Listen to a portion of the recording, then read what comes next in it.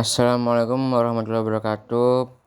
Perkenalkan asmanipun kula Ahmad Raffi Nurfianto saking kelas ME Gangsal nomor present setunggal. Kula ajeng ngaturaken drama ingkang maos Bapak kali kula nyuwun izin. Nuwun sewu Bapak, kula badhe nyuwun izin kalih panjenengan wonten rencang kanca-kanca badhe tumindak ing pantai. Lho, punapa panjenengan badhe tumindak teng pantai piyambakan mawon? Napa wonten tiyang kathah sing tindak teng pantai?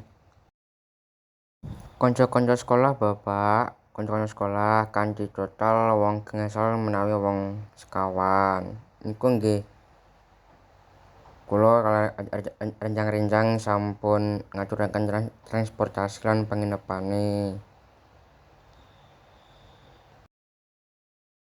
Wah, aning pantai Parancreces ing Jogja iku lho, lebih to adoh men. Nanging kita sampun gadhah rencana Pak kalih sing liyanipun. Rencananipun mateng sekalian. Lan iku kula janji badhe ngati-ngati teng mriko.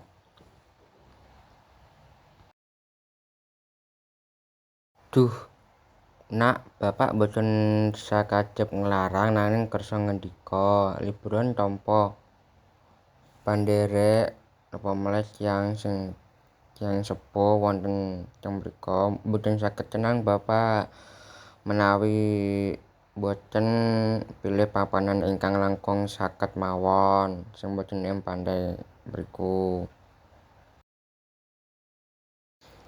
Nanging Pak, kanca-kanca sampun janji malih sampun transfer dana teng panginepanipun.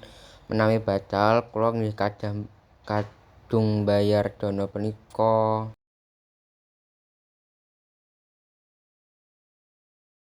Boten napa-napa Nak, dana punika saged dipun gadhahi malih nanging gesang panjenengan boten saged dipun tuku malih.